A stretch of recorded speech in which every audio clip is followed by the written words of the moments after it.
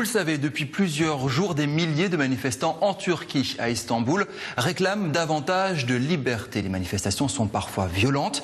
Et ici, en Alsace, il y a une frange de la communauté turque qui organise des manifestations de soutien à Strasbourg notamment, qui rassemblent parfois plus de 400 personnes. Il y a une bisbille dans la communauté turque, une autre frange de la communauté turque, d'autres Turcs installés en Alsace voient cela d'un autre œil. J'accueille un de leurs représentants ce soir dans Pas très cathodique. Bonsoir Shaban Kiper. Bonsoir Monsieur Florence. Alors vous êtes vice-président du COJET. Vous rassemblez ce soir différentes associations culturelles turques. Juste pour donner un ordre d'idée à nos téléspectateurs, la communauté turque est une communauté extrêmement importante et bien établie dans la région depuis plusieurs décennies. Dernier recensement officiel en 2004 ou 2005, on parle d'à peu près 30 000 Turcs vraiment de souche installés ici. Dans la CUS, il y a à peu près 25 000 personnes originaires de Turquie qui vivent dans la CUS, environ 18 000 personnes à Strasbourg, 80 000 en Alsace et essentiellement dans le Grand Est, 150 000 personnes. Donc la communauté turque en Alsace est la première immigration en termes de chiffres devant et en termes de nombre, devant toutes les autres communautés hors Union européenne. Revenons sur ces manifestations de soutien organisées par certaines associations turques à Strasbourg. On a vu des rassemblements place Kléber avec plus de 300-400 personnes. Vous ne soutenez pas cette initiative? Non, je ne soutiens pas cette initiative pour plusieurs raisons. Premièrement, comme vous le savez, ce conflit a démarré suite à un aménagement urbain d'un parc qui s'appelle Gezi Park, donc parc de la promenade, suite à une dizaine d'arbres qui devaient être arrachés. Donc il y a un mouvement écologiste qui a démarré, qui a pris forme, qui a contesté justement cette démarche entreprise par la municipalité d'Istanbul, qui a été par la suite, les travaux ont été arrêtés par le tribunal administratif d'Istanbul, donc qui a sanctionné l'arrêt des travaux. Ce qui me dérange dans cette manifestation, on peut contester. Je veux dire, on peut contester un projet immobilier. C'est devenu un symbole politique, en gros. C'est le peuple maintenant qui réclame plus de liberté, qui dénonce une sorte d'islamisation rampante de la Turquie. C'est ce qu'on entend dans les médias. Justement, c'est que là, il y a une vision tronquée, il y a un faux débat. Je veux dire, il n'y a pas une véracité sur les événements qui se passent en Turquie et sur la question de la liberté. Depuis ces 10 dernières années, la Turquie a eu une révolution silencieuse en Turquie, que ce soit sur la question des droits de l'homme, que ce soit sur le plan économique, que ce soit sur tous les niveaux, sur le plan infrastructure, autoroutier, ferroviaire, aéroport. Et les personnes qui vont souvent en Turquie le constatent, essentiellement le milieu économique. Je veux dire, si la Turquie aujourd'hui devient la 6e économie mondiale, si la démocratie et les libertés ne fonctionnent pas, l'économie ne s'envole pas. Je veux dire, ça va de pair. Sur cette question-là, c'est une minorité de la population turque. Je ne dis pas qu'il n'y a pas des pacifistes en Turquie qui ont manifesté, qui sont des gens sincères. Mais malheureusement, ce débat-là en Turquie a été récupéré par des groupes d'extrême gauche, radicales, et qui font aujourd'hui des actes de vandalisme. Lorsqu'on s'attaque à ce type de commerce, d'accord, je veux dire, c'est l'économie de la ville là qui sont en train de faire pourrir. Lorsqu'on s'attaque au mobilier urbain, ça, je veux dire, ce type d'intimidation, ce type d'acte de vandalisme, on ne peut pas l'accepter. Et de dire qu'aujourd'hui en Turquie, il y a une islamisation, c'est complètement faux. Je veux dire, lorsqu'on prend les rapports du Conseil de l'Europe, du Parlement européen sur les 10 dernières années, je veux dire, tout le monde salue l'effort considérable de la Turquie, ce qui se passe. Et pourtant, Barack Obama a été le premier à s'inquiéter de ce qui se passait en Turquie. L'Union européenne, cette semaine, a même attaqué en disant que la répression du gouvernement, la répression des manifestants violentes n'était pas quelque chose de juste aujourd'hui, surtout pour un pays qui veut intégrer l'Union européenne. Donc l'Union européenne a taclé le gouvernement d'Erdogan quand même. Effectivement, a taclé. Les premiers jours, je le reconnais, je veux dire, les médias, c'est clair, net, je veux dire, sans bavure. Il y a eu une manière disproportionnée de la police turque qui sont allés vers ces manifestants-là. Les drapeaux qui figurent là-bas, les groupes qui sont là-bas, les groupes radicaux, et entre autres le groupe de DHKPC, je veux dire, ce sont les militants qui ont bombardé l'ambassade des États-Unis il y a ça de 3 semaines. Donc je veux dire, à un moment, ce qui se passe, les personnes ont le droit de manifester. La manière dont la police a réagi les premiers jours, c'est condamnable.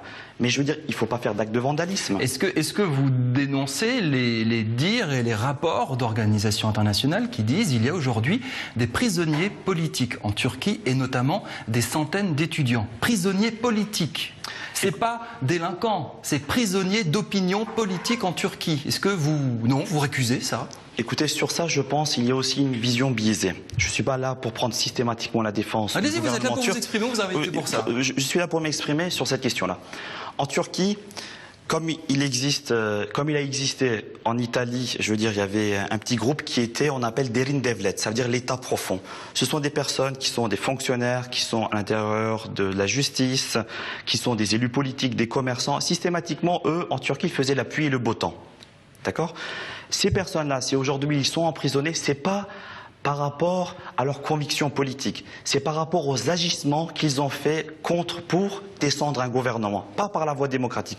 Vous réclamez les excuses de Roland Ries, vous réclamez les excuses du conseil municipal de Strasbourg parce que Min Gunbay, franco-turque, conseillère municipale, a apporté une sorte de soutien, est allé voir ces manifestants et a apporté une sorte de soutien, voilà, au moins officieux à ces rassemblements.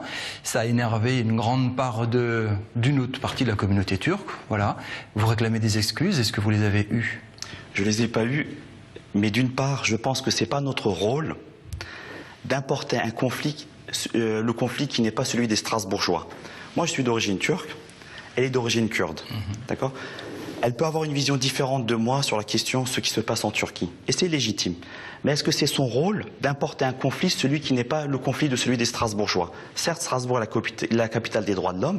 Elle peut envoyer un mail, les personnes sont assez grandes, légitimes, il y a suffisamment d'associations de défense en Turquie. Et la Turquie est assez grande, démocratiquement. Envoyer un mail de soutien, c'est un peu gros quand même. Pardon ? Envoyer un mail de soutien à 500 personnes, c'est peut-être un peu gros. C'est un peu gros, mais ce que je veux dire, que c'est pas notre rôle. On n'est pas là pour importer... Vous lui avez dit au conseil municipal, vous êtes conseiller municipal socialiste, c'est votre collègue. Oui, Min Gunbay a été invité sur ce plateau, elle a décliné l'invitation, on a essayé de les rassembler, ça n'a pas marché. J'aurais bien voulu débattre avec elle sur cette question-là, discuter avec elle. Je veux dire, il y a le conseil municipal lundi, si elle le souhaite, on peut en discuter. Ça veut dire qu'il y a ce conflit, on va bien se rendre compte quand même que ce conflit en Turquie avec des manifestations à Strasbourg, il est en train de faire une sorte de scission dans le conseil municipal. À Strasbourg, il y a des répercussions locales. Dire une scission, je pense que c'est un gros mot, mais depuis le début, je vais vous donner un autre exemple. La ville de Strasbourg a fait un partenariat avec la ville de Kayseri en Turquie. C'est une ville qui est gérée par une coloration politique du gouvernement d'Erdogan. Ce sont les mêmes à Strasbourg, les mêmes élus politiques qui ont soutenu ces manifestations, qui ont instrumentalisé et qui ont utilisé ce partenariat en disant il ne faut pas faire un partenariat avec une ville islamiste, le bastion de l'AKP en Turquie, etc. Qu'est-ce qui s'est passé ? Ça fait 3 ans. Il y a des échanges dans le domaine architectural, dans le domaine de la protection de l'environnement, tout se passe bien. Il y a même une exposition actuellement, place Broglie, sur ce qui a été fait pendant ces 3 ans d'échanges. Le partenariat va continuer encore pendant 3 ans. Le maire l'a annoncé, son adjointe l'a annoncé. Je veux dire, ce sont les mêmes. Quand la démocratie tranche, d'un côté, quand c'est pas le bon, on rejette. Mais quand c'est la même coloration politique, on accepte. Dernière question. Vous allez comment au Parti Socialiste à Strasbourg, là ? Comment ça se passe entre les élections municipales l'année prochaine? On ne sait pas si Roland Ries y va. Derrière, ça pousse fort. Vous, avec Min Gunbay, vous partirez pas en vacances à Istanbul. Ça, on l'a très bien compris. Est-ce que c'est le genre de choses qui pourrait, pour la communauté turque installée à Strasbourg, influer un bulletin de vote l'année prochaine? Est-ce que vous êtes en train de mettre en garde Roland Ries et les adjoints? Je veux dire, la question du Parti Socialiste, je pense qu'il y aura un vote au mois d'octobre où nous allons désigner la tête de liste en octobre ou en novembre prochain. Je veux dire, ce sont aux militants du Parti Socialiste de trancher. Je pense que Roland repartira de nouveau en 2014. Mais vous êtes en train de nous dire que vous représentez une communauté qui n'a pas compris une action d'un de ses adjoints et qui pourrait peut-être se retourner contre lui? Je veux dire... Vous savez, le Parti Socialiste et la majorité municipale n'est pas un groupe homogène, il y a des sensibilités. Donc il y a des personnes qui peuvent avoir un avis différent, d'autres adjoints qui peuvent avoir un autre avis différent. Je veux dire, c'est légitime, comme dans toute société, comme dans tout pays, comme dans toute nation. Il y a des adjoints qui ne partagent pas le même avis que moi, je veux dire, qui me méprisent. Il y a d'autres adjoints également, je veux dire, qui partagent les mêmes avis que moi, ils sont en concordance sur les lignes politiques. Shaban Kiper, merci beaucoup. On a voulu vous montrer qu'un conflit à Istanbul pouvait également entraîner un conflit ici à Strasbourg, un conflit purement local. Merci de vos explications. À très bientôt, peut-être, pour une autre émission dans Pas très catholique.